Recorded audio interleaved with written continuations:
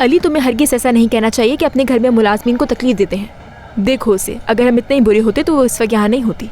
इस लड़की ने तुबा का नया ड्रेस जला दिया तो उसे गुस्सा आ गया बस। जो कुछ भी रात को हुआ है बहुत बुरा हुआ है बेरन। यहाँ तक कि सोना भी हैरान हो गई थी। उसे हैरान होने की क्या ज़रूरत है? मेरी फैमिली पर कैसे तनकीद कर सकती है वो? अली, तुमने उसे सब कहने की इजाज़त क्यों दी? रिलैक्स रहो। ऐसा नहीं कि उसने तनकीद की, उसे बस अफसोस हुआ देखकर। तुम्हारे साथ यहाँ आकर गलती की मैंने। जानकर ऐसी बात करते हो जिससे मुझे गुस्सा आ जाए, इसलिए मुझे जाना चाहिए। तुम अपनी दोस्त को बुलाओ और उसके साथ बैठकर मेरी फैमिली पर तनकीद करो।